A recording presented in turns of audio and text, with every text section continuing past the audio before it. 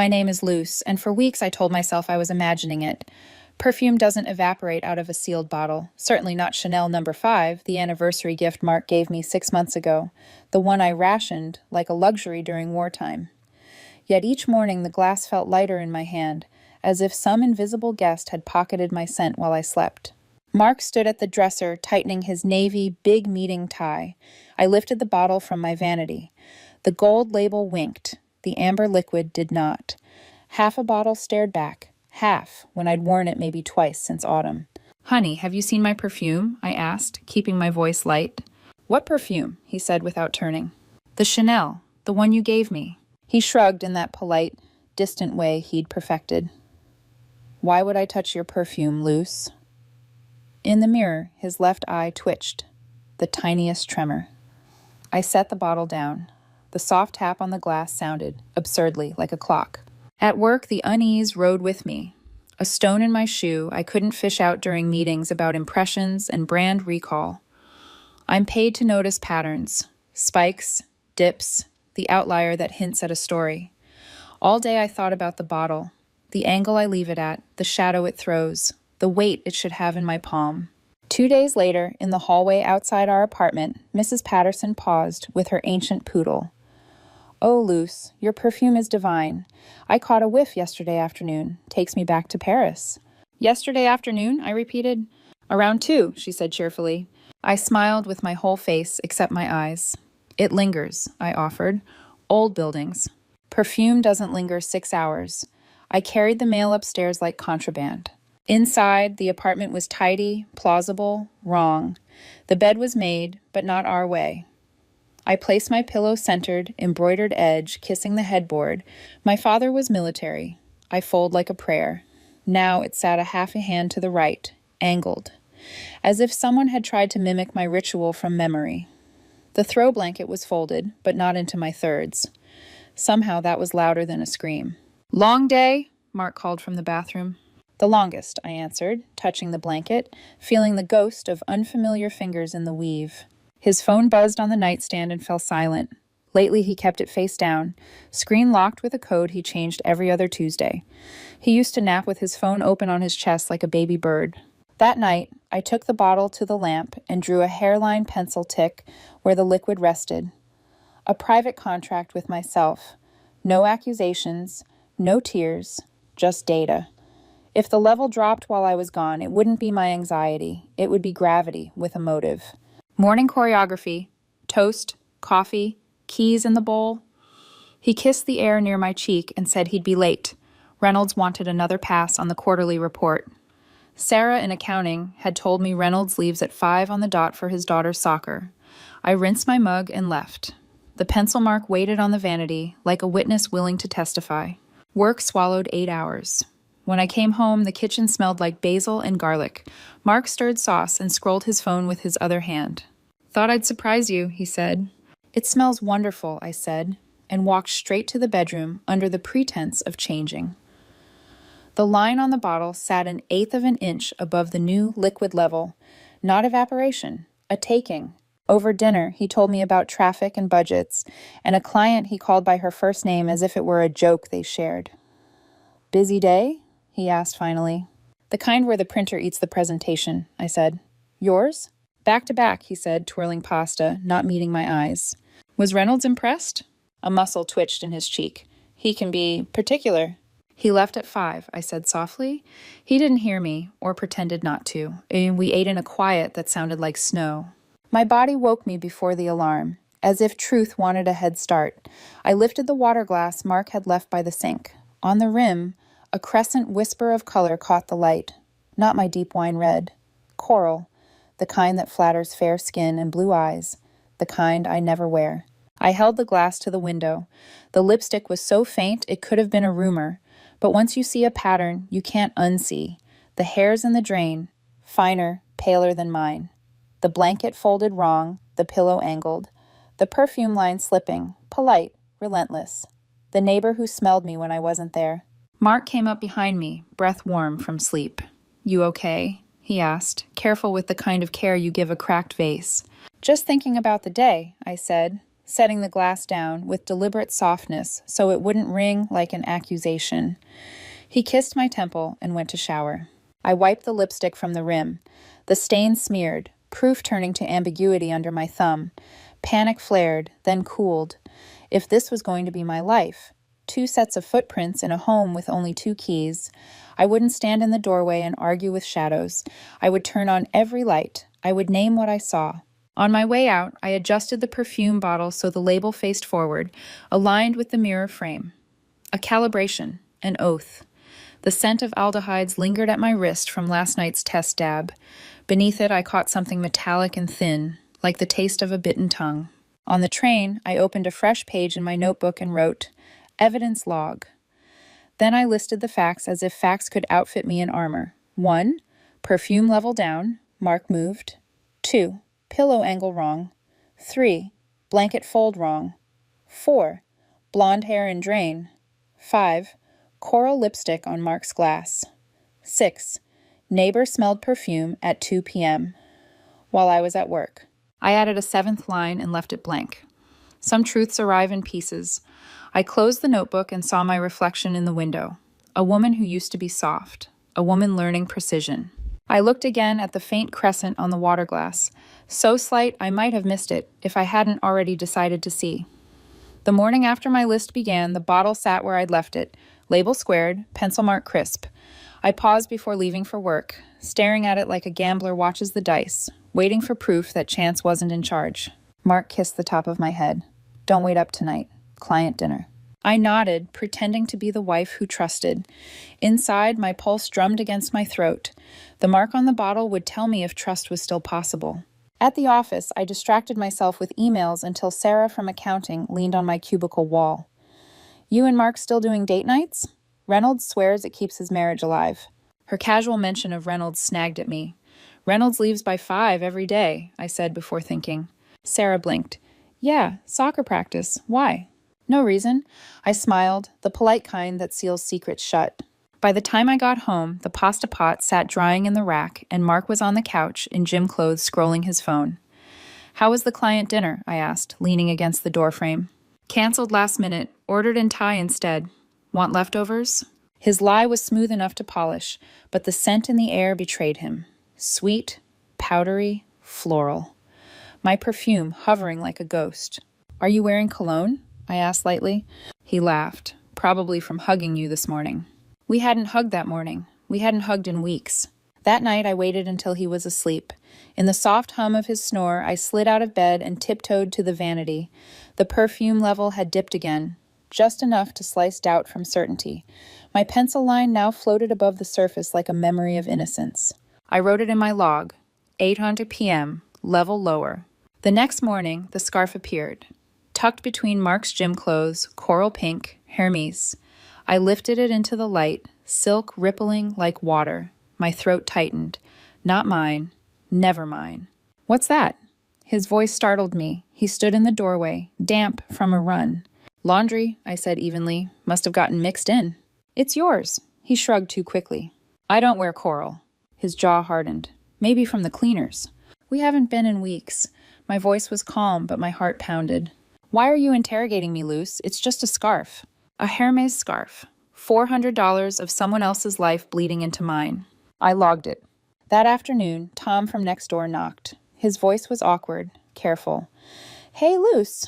Weird question. Do you guys have someone staying with you? Saw a blonde woman go in yesterday. She had a key." The word key echoed like a gunshot.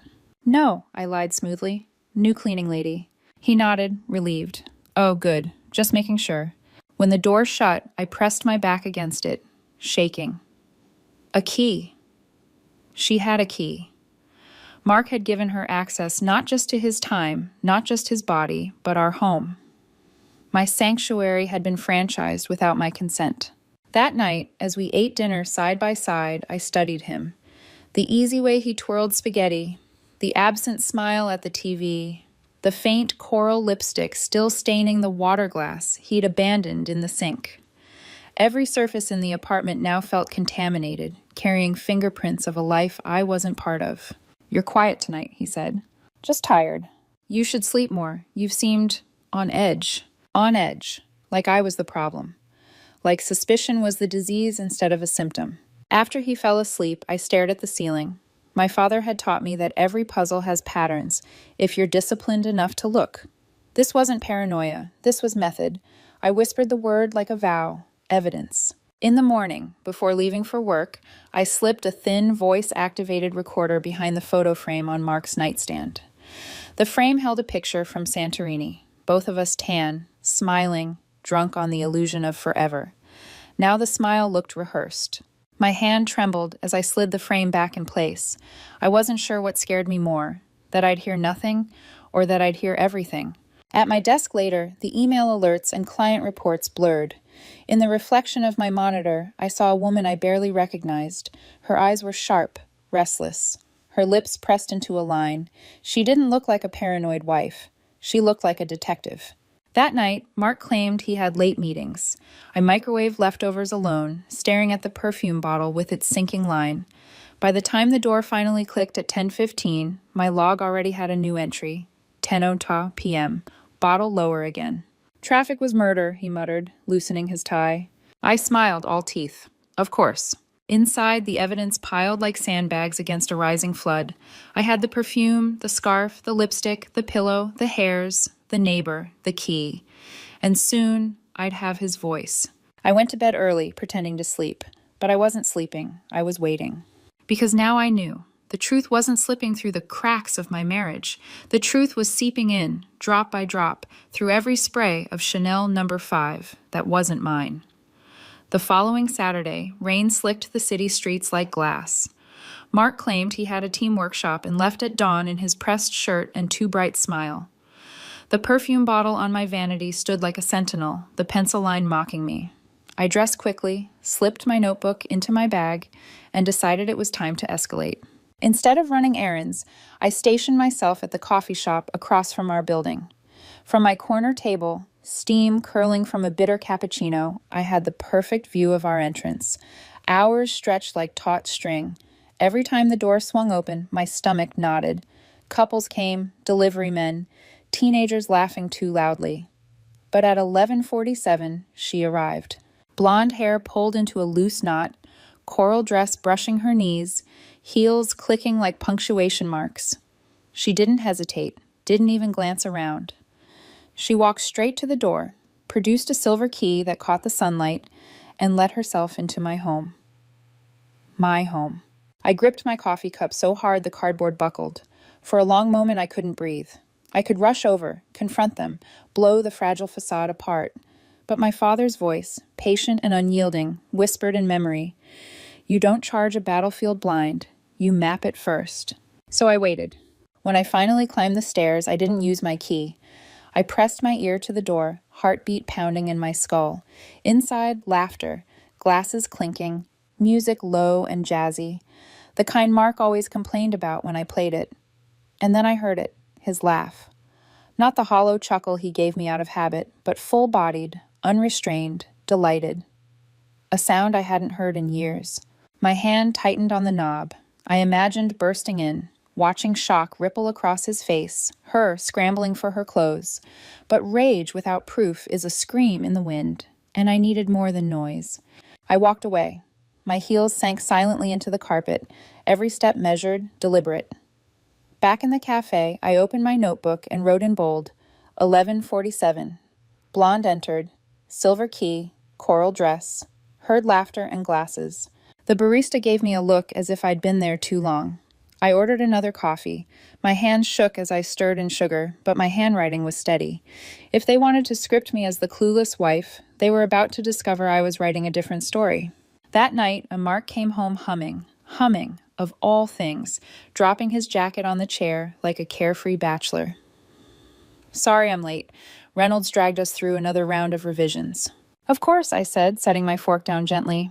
"Everything okay?" he asked, catching my gaze. "Fine, just tired." He leaned down to kiss me, and the scent clung to him again. Floral, familiar, my perfume. "Did you open my Chanel?" I asked, too casually. He froze for a fraction of a second before forcing a laugh. "Still on about that? Maybe you just used more than you thought." My smile didn't reach my eyes. Maybe. Later, when he showered, I slipped into the bedroom and retrieved the recorder I'd planted days ago.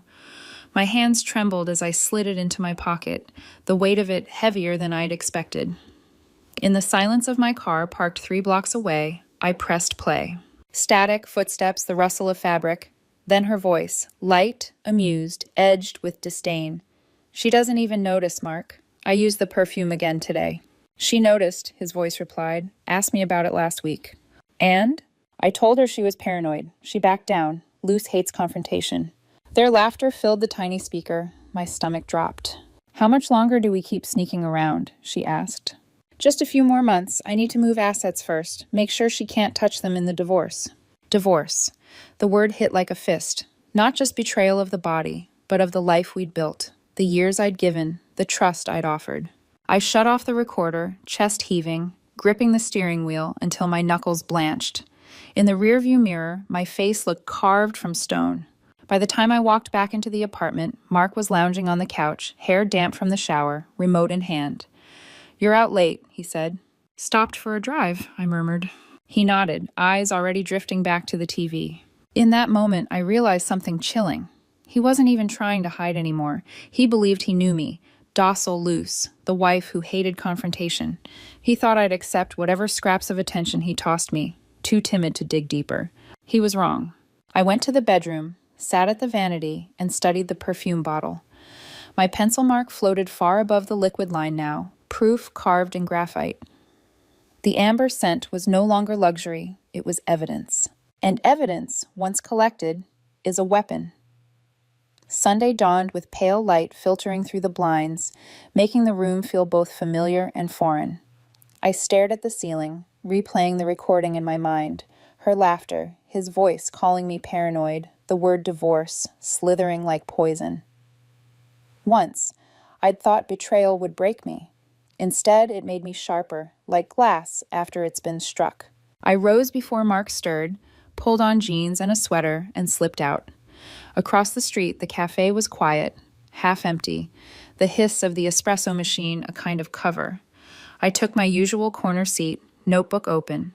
I wasn't Luce the wife anymore. I was Luce, the archivist of betrayal. At 10:56 a.m., my phone buzzed. A text from Mark. Don't wait for me. Lunch with Reynolds. I smirked. Reynolds again, his favorite phantom. At 11:32, the blonde appeared. This time, dressed down in jeans and a white blouse, hair tumbling loose like a careless halo. She carried a tote bag, the kind women use when they're comfortable in a place, not visiting. She didn't hesitate, didn't glance around. She slid her silver key into my lock and vanished inside. I waited. My cappuccino grew cold. Time blurred. Then, faint but unmistakable through the open cafe door, laughter drifted down from my floor. Mark's laugh, full, unguarded, joyous, the kind I hadn't heard directed at me in years. The sound cut deeper than the recording had. Evidence was one thing. Hearing him happy without me was another. I rose, heart pounding, and crossed the street. Each step toward the building felt like crossing into enemy territory. Outside my own door, I hesitated, pressing my ear to the wood. Glasses clinked. Music played. The low murmur of voices weaving intimacy into the air. My hand hovered over the knob. One twist and the facade would crumble. I could confront them. Her half-dressed, him scrambling for excuses. I pictured the shock in their eyes, the satisfaction of catching them in the act.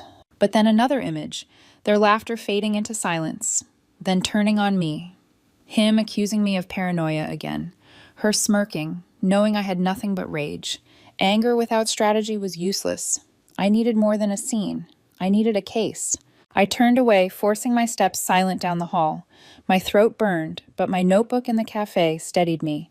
Back at the table, I wrote, 11:32. Blonde entered with tote bag. Heard laughter, jazz, glasses. Mark present. The barista shot me another wary look. I ordered tea this time, letting the steam fog my glasses as I planned.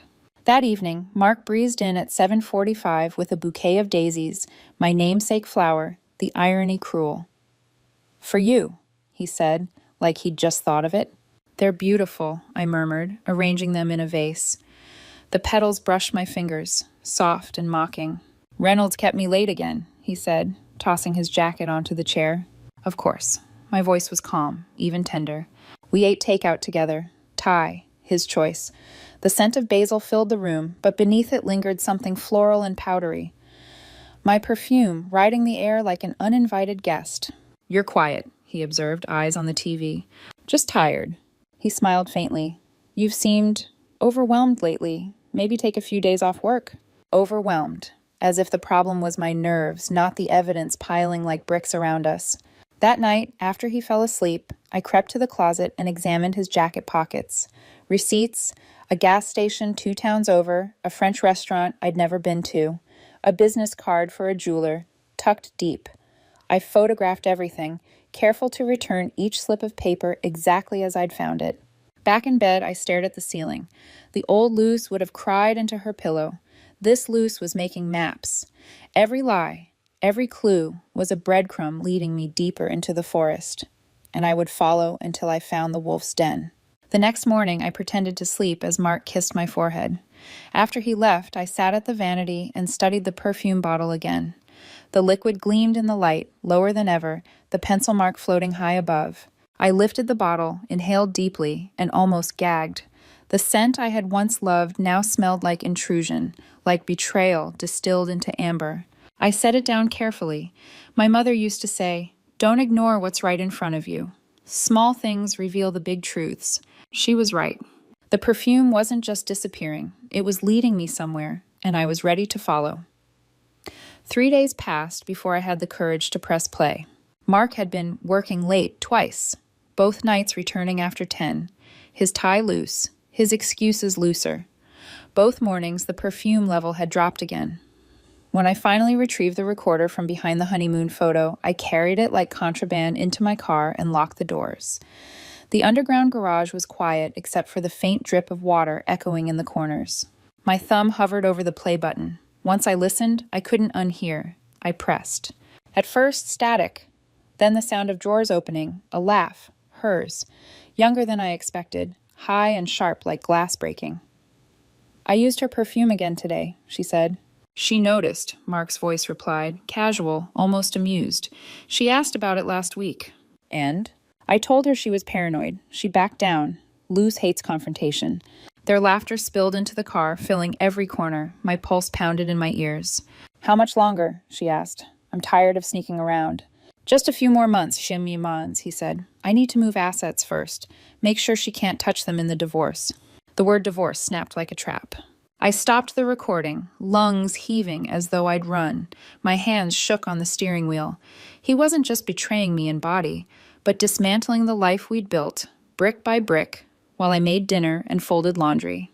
He was planning my erasure. I stared into the rearview mirror. The woman looking back had shadows under her eyes, but there was steel in her gaze. Not broken, not yet. That evening, I told Mark I was going to Boston to visit my sister. He barely looked up from his laptop. "Sudden," he muttered. "She's going through her divorce. Thought I'd support her." "That's nice of you. When will you be back?" "Sunday night." He nodded, already calculating his freedom. I could almost see the text he'd send the moment I left. But I didn't go to Boston. I checked into a hotel 20 minutes away under my maiden name, paid cash. The clerk didn't even look at me twice. Then I drove back to our neighborhood and parked down the block, engine off, waiting. At 11:06 a.m. Saturday, she arrived. Blonde, tall, hair in a messy bun, wearing one of Mark's old college sweatshirts. His sweatshirt, the one I'd bought him years ago. My stomach twisted. She carried groceries, walked in like she belonged. I waited an hour, then approached my own door. The sounds inside were domestic, unbearably so. Eggs sizzling, jazz humming low, his voice soft as he kissed her neck. I eased the door shut again before they could see me. My heart hammered so loud I thought it would give me away. Back in the car, I sat frozen, staring at the wheel. My perfume bottle was on the kitchen counter, not on the vanity. She had moved it, claimed it. As I sat there, Mrs. Patterson shuffled by with Mr. Whiskers. Her timing, uncanny as always. "Back from Boston already?" she asked cheerfully. I forced a smile. "Just realized I might have left the stove on. Would you mind coming upstairs with me, just to check?" "Of course, dear," she said, delighted to be useful. Together we rode the elevator. My keys slipped once in my hand, on purpose. When the lock finally clicked, I pushed the door wide, letting her enter first. The gasp she gave was worth every second of waiting. Mark and the blonde were on the couch, her straddling him, both half undressed. They sprang apart, faces flashing shock, rage, fear. "Oh my," Mrs. Patterson whispered, hand flying to her chest. "Oh my goodness." Mark fumbled for his shirt. "Luce, this isn't—" The blonde smirked, unashamed. "I thought you were in Boston." Clearly, I thought. "Mrs. Patterson, thank you," I said smoothly. "We're all set here." But she lingered, transfixed by the wreckage. "Thank you," I repeated, firmer this time. Finally, she shuffled out, muttering. The door closed behind her. Silence stretched. The blonde adjusted her blouse with practiced calm. "I should go." "No," I said, my voice steady, cold. "Stay. We should talk like adults." Mark's eyes narrowed. He recognized something in my tone, something dangerous. I looked directly at her. "You've been wearing my perfume, haven't you?" Her smile flickered. "I didn't think you'd notice," she said. "I notice everything," I said, pulling my phone from my pocket. "Want to hear what I've noticed?" I pressed play. Their voices filled the room. "She's paranoid." She backed down. Luce hates confrontation. Mark went white. "You recorded us?" he stammered. "You gave her a key to my home," I countered. "I think we're past worrying about privacy."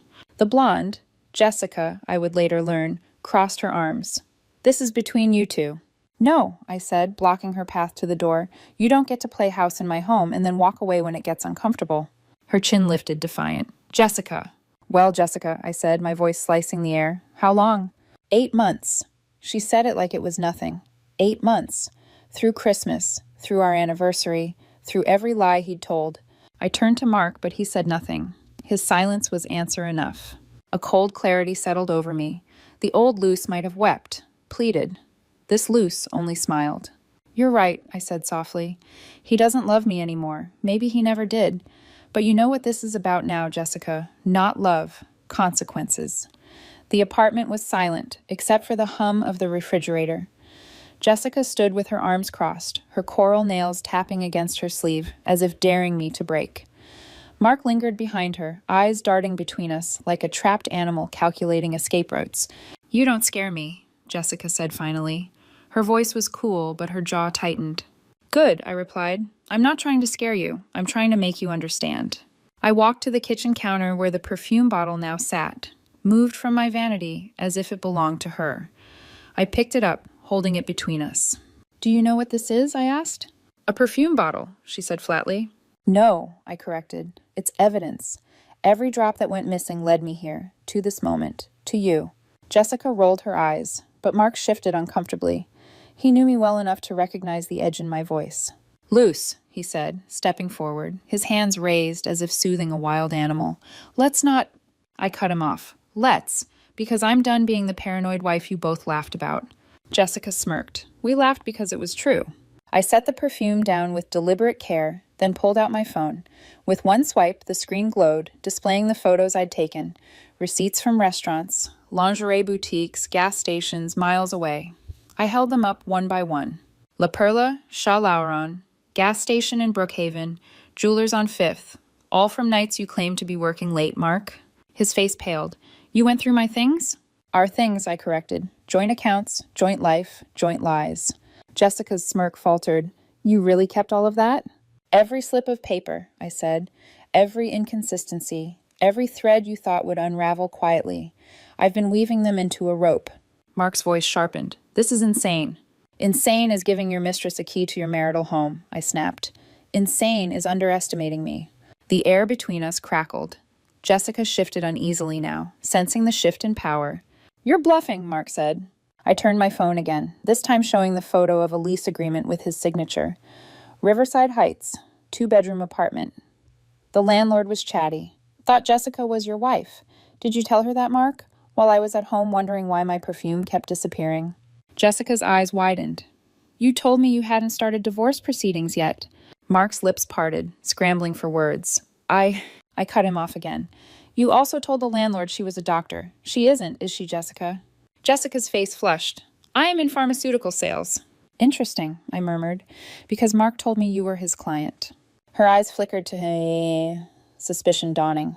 Mark lunged for the phone. I stepped back, my thumb already hovering over the cloud backup app. Try it, I said coldly. Every file is saved, every receipt, every recording. I have more than enough to bury you both. Jessica looked between us, calculating. For the first time, her bravado cracked. She saw what I wanted her to see, that she wasn't Mark's partner in power. She was a pawn, replaceable, disposable. 8 months, I repeated, my voice quieter now. You sat at my table. You used my perfume. You wore my husband's sweatshirt. Did you think I wouldn't notice? Did you think I was stupid? Jessica lifted her chin. He told me you were distracted, obsessed with work, cold. And you believed him? I asked. Because liars always tell the truth about their wives. Mark snapped then, slamming his hand against the wall. Enough! His face was red, veins in his neck bulging. You're making a fool of yourself. I met his fury with calm. No, Mark. You did that for me, when you underestimated the woman you married. The silence that followed was heavy, broken only by Jessica's uneven breathing. Finally, I said, pack a bag. Mark blinked. What? You heard me. Pack a bag. Stay at Riverside Heights, since you seem to like it so much. You're not sleeping here tonight. You can't kick me out of my own home. Our home, I corrected. And yes, I can. Because I have more than perfume and receipts now. I have testimony. Neighbors saw her enter.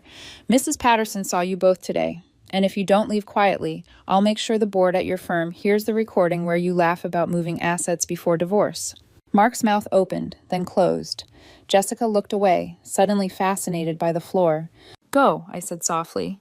He hesitated. Then, without another word, he disappeared into the bedroom. Drawers opened. A suitcase thumped. Jessica moved toward the door. I'm not sticking around for this circus. You already did, I said. Now leave. She slipped out silently. Mark emerged 10 minutes later, suitcase in hand. He paused at the door. You'll regret this. No, I said. The only regret I have is not seeing you clearly sooner. When the door shut, I let out a breath I hadn't realized I was holding. The apartment felt different instantly, as though the walls themselves had exhaled relief. I stood at the counter, staring at the perfume bottle. So small, so ordinary, yet it had cracked open the life I thought I knew, revealing the rot beneath. And I wasn't done, not by a long shot. The silence after Mark's departure was strange, almost theatrical. I walked through the apartment as if seeing it for the first time, the chair where he always draped his jacket, the dent in the couch cushion that still held the shape of his body, the faint trace of his cologne clinging to the air. Every object was a ghost of him, and yet the rooms felt lighter without his presence, as though the walls themselves had been waiting for him to leave. I should have collapsed, should have cried. Instead, I opened my notebook. I wrote the date, drew a line beneath the last entry, and added, Mark expelled from home. Jessica confirmed affair, 8 months. Riverside Heights apartment located. It read like a police report. Maybe that was what I had become, a detective chronicling my own life as a crime scene. Later that night, curiosity pulled me toward the closet. His jacket from yesterday hung there, his scent still clinging to the fabric. I checked the pockets with deliberate precision. A crumpled gas station receipt, 2 towns over. Why drive that far when we had 3 stations within a mile? A French restaurant bill, Chat Laurent, $156, 2 entrees, a bottle of wine. The same night, he'd told me Reynolds was revising reports.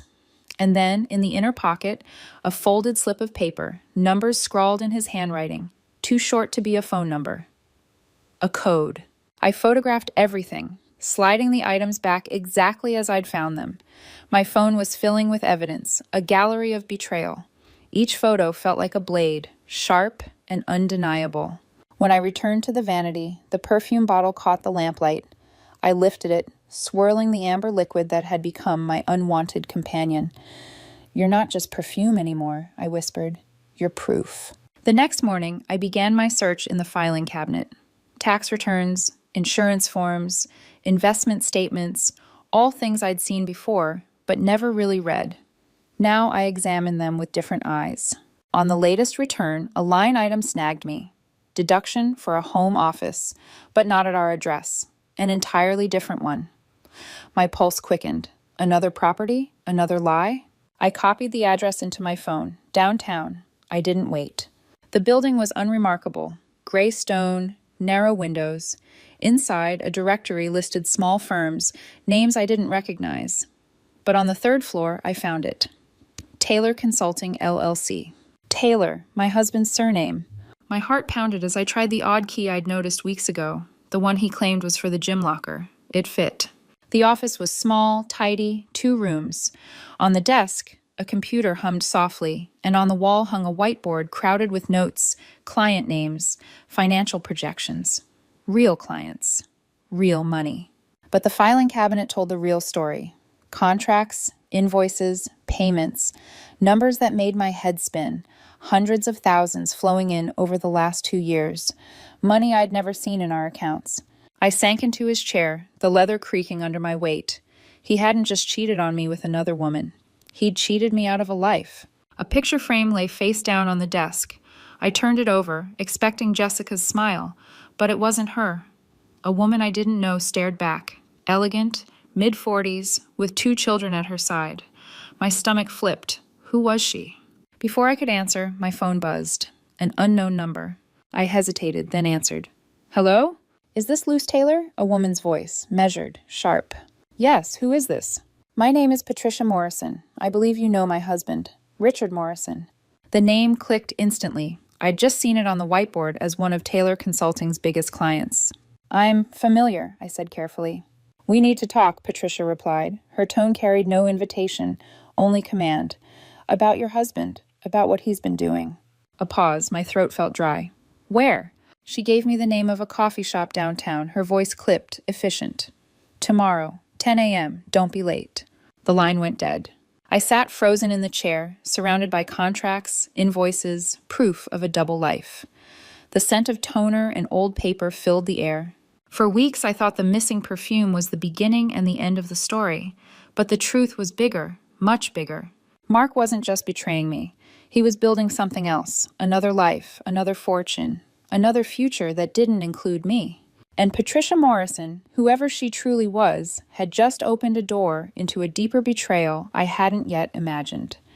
The cafe Patricia chose was the kind of place where people in power met to discuss mergers over lattes, polished chrome, marble tables, hushed conversations. I arrived 10 minutes early, but she was already there, seated upright with a black leather folder before her. Patricia Morrison was older than me, elegant in that practiced way money affords. Her pearl earrings glinted when she looked up, her smile tight, not warm. Luce, she gestured to the chair opposite. Thank you for coming. I slid into the seat, nerves coiled tight in my stomach. You said this was about our husbands. She studied me for a beat, as if measuring whether I was ready for the truth. Then she opened the folder and spread several documents across the table. Bank statements, wire transfers, property deeds. Richard and Mark, she began, her voice clipped, have been funneling money into Taylor Consulting for years, a shell company they set up, real enough on paper, but its purpose is clear, to hide assets from us. I forced my voice steady. I just found the office yesterday. Contracts, invoices, money I never saw in our accounts. Patricia gave a mirthless smile. Then you already know half the story. The other half is Miami. I frowned. Miami? She slid another paper toward me. A lease agreement. Office space downtown Miami. Signed by both Richard and Mark. They've already hired staff, purchased equipment, set up corporate structures. They intend to relocate, take everything and start fresh. Without us. My throat tightened. And Jessica? Patricia's laugh was bitter. The secretary for their Miami office. Or at least that's the official story. But clearly her duties extend beyond filing. I pictured Jessica in my sweatshirt at my stove, moving my perfume as though it were hers. A secretary playing house while my husband built a new empire. Patricia leaned closer, lowering her voice. They think we're ignorant. That we'll cry about infidelity while they quietly drain our lives dry. But I'm not here to weep, Luce. I'm here to fight. For the first time since this nightmare began, I felt the flicker of solidarity. What do you propose? An alliance. Her gaze was sharp. You have the recordings, the evidence of the affair. I have forensic accountants tracing every penny they've moved.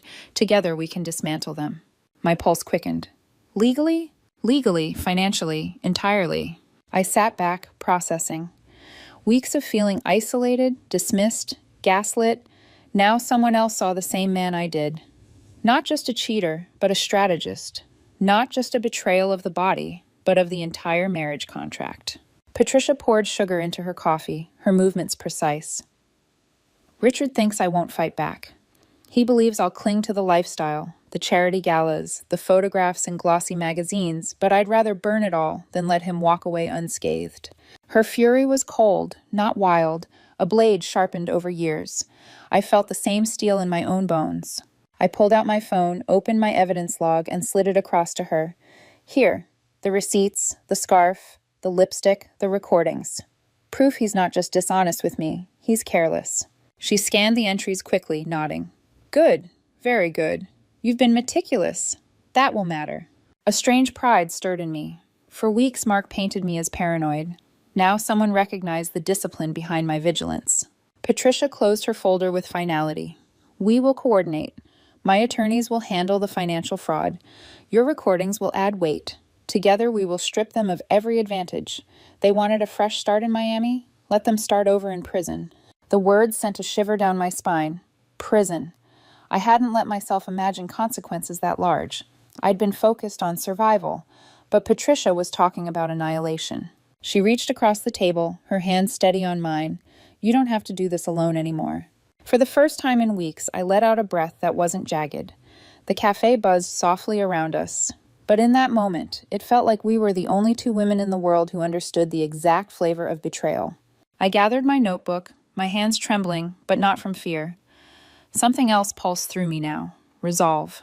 When I left the cafe, the air outside felt clearer, colder. I pulled my coat tighter, my steps sharp against the pavement. Mark had underestimated me. Jessica had mocked me. But with Patricia beside me, I wasn't just the paranoid wife with a perfume bottle. I was the beginning of their undoing. The private investigator slid the thick folder across the diner table like it was a loaded weapon. The vinyl booth smelled of bacon grease and burnt coffee, but the papers between us smelled of ink and rot. Jessica's rot. Jessica Palmer isn't who she says she is, he said, stirring his coffee without drinking it. Her real name is Jennifer Paulson, 31, born in Ohio, married twice, both husbands cleaned out and left with debt. I flipped through the reports. Mugshots blurred into divorce filings, police reports, victim statements. One man had lost his savings, another his business. Both described the same pattern, a woman who slipped into their lives with perfume and laughter, only to drain them dry. She's not alone, the investigator continued. The so-called brother? Tommy Paulson, her husband. They've been married 5 years. They run cons together. She distracts. He siphons accounts, forges signatures, sets up shell identities. I stared at the grainy photo of Jessica, Jennifer, wrapped in Tommy's arms, kissing him passionately. The same mouth that had left coral lipstick on my glasses. How did Mark not see this? I whispered. The investigator chuckled darkly. He thought he was too clever to be conned. Classic arrogance. She's good, Luce. Fake social media going back years, friends who will vouch for her, even fake family members. But she's a predator, and predators don't change. My hands trembled as I traced the outline of her smirk in the photo. Mark thought he'd been building a secret life with her. He didn't realize he was prey. Do you have proof of the partnership? I asked. Enough to raise eyebrows. Surveillance photos, financial trails, a storage unit under both their names. Give me a few days. I'll have more. I nodded, tucking the folder into my bag like contraband. The weight of it steadied me. Back home, I spread the evidence across the kitchen table. Police reports beside my perfume bottle. Photographs of her with Tommy beside the scarf she'd left in my laundry. My evidence log grew longer, darker. Mark had betrayed me. Jessica had betrayed him. And now I had proof of it all. That evening, as if the universe wanted to test my composure, Mark called. His voice was strained, brittle. Jessica's asking for money, medical bills from that allergic reaction. This is your fault. I almost laughed. My fault? You doctored the perfume, didn't you? Poisoned it. Don't be absurd, I said calmly. Perfume doesn't agree with everyone. Maybe she should stick to her own. You're vindictive, Luce. This isn't you. No, I said softly. It isn't the old me. The old me believed you. The old me ignored the evidence. This Luce pays attention. I hung up before he could answer. Minutes later, my phone buzzed again. An email. The subject line. I know what you know. Inside, this is Jennifer. I assume you figured out my real name by now. We should talk, in person. I stared at the screen. pulse racing. She knew I had the truth, but what she didn't know was how I planned to use it. I typed back, "No meetings. Send proof. Everything you have on Mark and Richard. Bank accounts. Miami. Or I hand your file to the police tomorrow." The typing dots blinked, vanished, blinked again. Finally, fine, you'll have it. But I want immunity. I disappear. You forget you ever knew my name. Immunity. She was desperate. Good. I closed my laptop, leaned back, and let the weight of the night settle. Jessica had thought she was the hunter. Mark thought he was the mastermind. Richard thought he was untouchable. But the truth was clear now. They were all feeding on each other like wolves in a pit, and I was the one standing above, holding the rope. For the first time in months, I smiled. Her first email attachment landed in my inbox just after midnight. Grainy screenshots of text exchanges between her and Mark. Discussions about the Miami office, about money transfers, about keeping loose in the dark. One thread made my stomach twist. Mark joking that I was too trusting, too meek to ever see it coming. I read every word twice, my jaw clenched until it hurt. Trusting. Meek. That was the version of loose he'd built in his head, the one he believed he could keep forever blind. He had no idea I was already dismantling his empire piece by piece. The second attachment was a scan of the Miami lease, both Mark's and Richard Morrison's signatures clear in black ink. My husband's handwriting stared back at me, familiar and alien all at once. By 1:00 a.m., another file arrived. An audio recording. His voice, low and conspiratorial, speaking to her. "Once I move the assets, the divorce will be clean. She won't see a dime. I've been planning this for 2 years." 2 years. He hadn't just stumbled into betrayal. He'd cultivated it, nurtured it like a secret garden while I watered the plants in our living room and paid half the mortgage. I closed my laptop and stared into the darkness. The betrayal had layers now. Infidelity, fraud, deception spanning years. Jessica thought she was buying freedom by sending me proof, but she was giving me something more valuable, control. The next morning, Patricia and I spoke on the phone. Her voice was brisk, energized. "Our attorneys are ready. The forensic accountants are circling. Now we need them to move." "They're cautious," I said. "If they think we're hostile, they'll hide what's left." Patricia paused. "Then we make them believe we're not hostile. We pretend we want reconciliation." I blinked, then let out a slow breath. "Play the wives who forgive." "Exactly. We draw them out. Make them consolidate everything for the Miami move, then we strike."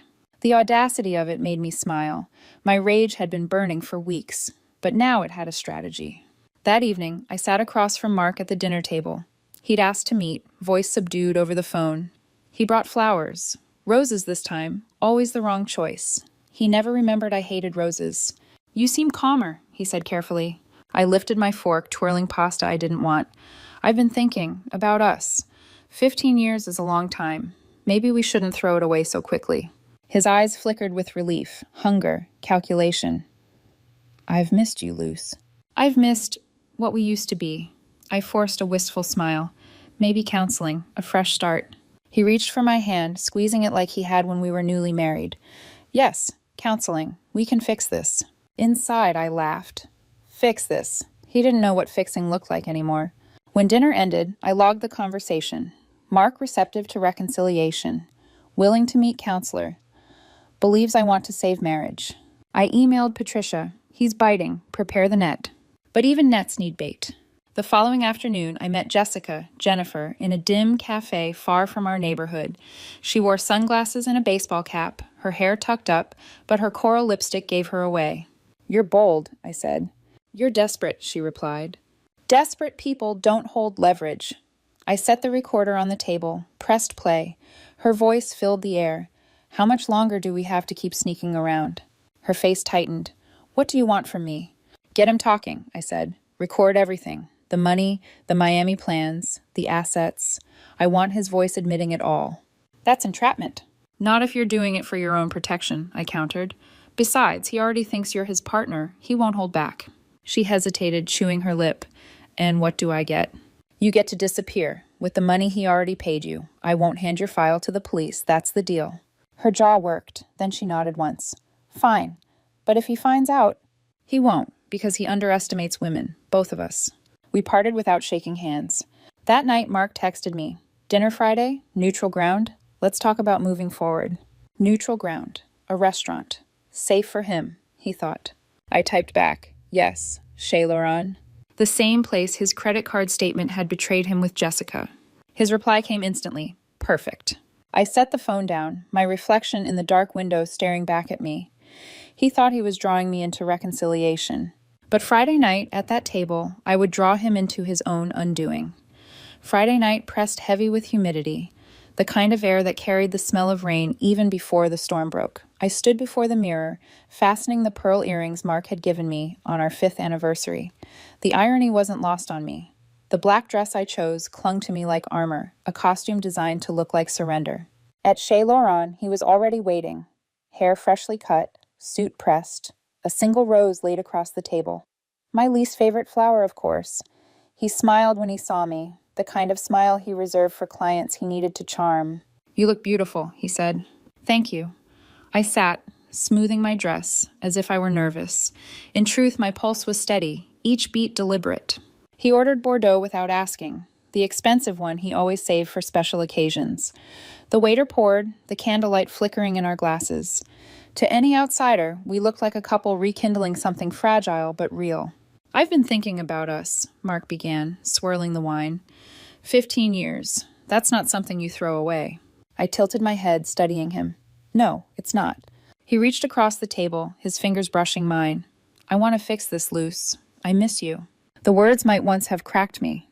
Now they sounded rehearsed, copied from a script he'd used on Jessica, or Jennifer, or whoever she was pretending to be. We can try, I said softly, but only if we're honest. His smile faltered, just for a breath. Of course. Dinner passed in waves of small talk. His mother's health, my sister's new baby, the neighborhood gossip. He played the role of devoted husband with a precision that almost impressed me, but his eyes betrayed him. Each time I mentioned anything close to business, they darted, wary. When dessert arrived, creme brulee I never liked, I excused myself to the restroom. In the quiet of the tiled walls, I texted Patricia, confirmed. He's still running. Miami. Soon. Her reply came quick. Authorities ready. Let him move. Back at the table, Mark had ordered champagne. He raised his glass. To new beginnings. I clinked mine against his. New beginnings. I sipped, then set it down. My fingers trembled, not from nerves, but from the weight of what I was about to do. I hired a private investigator, I said suddenly. His glass froze midair. What? I know about Taylor Consulting, the hidden accounts, the Miami office. My voice was calm, surgical. All of it. He went pale. Luce, that's... Illegal? Yes. I leaned forward, lowering my voice. Wire fraud, tax evasion, asset concealment. I wonder what the IRS will think. You're bluffing. His voice was tight, but sweat glistened at his temple. I pulled my phone from my clutch, tapped a recording, and set it on the table. His voice spilled into the candlelit air. She's too trusting to ever figure it out. By the time she does, I'll be in Miami with everything. His mouth opened, closed. That was private. She recorded me. Jessica, I cut in. Or should I say Jennifer? Did you know she has a husband? Tommy. They run cons together. She's been using you, Mark. Just like you used me. For once, he was speechless. The waiter arrived with the check, and I smiled up at him. Thank you. We'll take it. When he left, I leaned closer, my words sharp. 3 years ago, when you opened that office, you could have told me the truth. 2 years ago, when you hid the accounts, you could have come clean. 8 months ago, when you gave her a key to our home, you could have faced me, but you didn't, and now it's too late. His hands shook as he gripped the edge of the table. What do you want, Luce? Money? The apartment? Say it. I held his gaze, steady and cold. I want the truth. Was any of it real? Our marriage? Our life? Or was I just a prop in the story you told yourself? For a long moment, he said nothing. Then, finally, his mask dropped. His eyes hardened. You were safe, predictable. You made me look successful, but you were never enough, not exciting enough, not ambitious enough, just not enough. The words cut deep, but instead of bleeding, I felt release. He'd spoken the truth I'd always feared, and the truth freed me. Thank you, I whispered. I rose, gathering my clutch, for finally being honest. Where are you going? He demanded, his voice rising. Home. My home. I leaned close enough for him to see the steel in my eyes. You should probably catch an early flight to Miami, because tomorrow evening the FBI will be waiting at the airport. His face drained of color. I dropped cash for my half of the meal on the table. I don't want to owe you anything, not even dinner. As I walked out, his voice followed me. Luce, you can't do this. You don't understand. I turned once, just before the door. I understand perfectly. I'm ending this story on my terms, not yours. Outside, the storm had finally broken. Rain lashed against the pavement, soaking my dress in seconds. But I didn't run. I stood under the awning, letting the cold drops sting my skin like baptism. I pulled out my phone, dialed Patricia. When she answered, I spoke over the roar of thunder. It's done. He's going to run. Good, she said, her voice sharp with satisfaction. Richard's already in custody. Your husband is next. Lightning split the sky. I closed my eyes, breathing in the storm. Mark thought he'd written me as a footnote. Instead, I was the ending he never saw coming. The morning paper landed on my doorstep with a hollow thud. On the front page, Mark's photograph stared back at me, his eyes wide, his jaw tense, captured as federal agents led him away in handcuffs. Beside him, Richard Morrison, equally pale, equally undone. The headline screamed of fraud, conspiracy, millions siphoned away. I carried the paper inside and set it on the kitchen table. For a moment, I just stood there, staring at the ink until it blurred. My husband, once the man who'd made me laugh in Santorini, was now a criminal in print. By noon, my phone buzzed relentlessly. Texts from neighbors, emails from colleagues, even a voicemail from Mark's mother, her voice cracked with disbelief. I ignored them all. The only call I took was from Margaret, my attorney. It's over, she said briskly. The accounts are frozen. With the charges, Mark has no leverage. The divorce will be swift. You'll get the apartment, your share of everything, and compensation. I don't want compensation, I said quietly. I just want it done. There was a pause. You're entitled, Luce. I'm entitled to my life back, I corrected. That night, I opened the medicine cabinet and reached for the perfume bottle, the catalyst. Only a few drops remained, clinging to the glass like stubborn memories.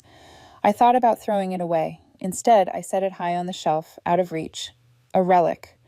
Not of him, not of us, but of the lesson I'd learned. Pay attention to the small things. The next day, Patricia called. Her voice was calm, almost triumphant. Richard's singing to save himself. Every deal, every hidden account, they'll all come out. We did it. We did, I echoed, surprised at the gratitude I felt toward this woman I barely knew. Betrayal had introduced us. Justice had bound us. Later, I sat at my vanity, a new perfume bottle before me.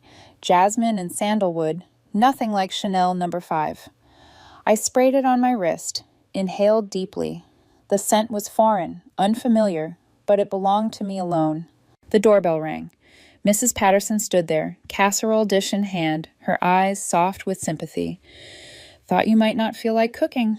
I let her in, poured her tea. She chattered about the neighborhood, about Mr. Whisker's arthritis. For once I didn't mind. The ordinary felt like salvation. When she left, I poured myself a glass of wine and sat at my laptop.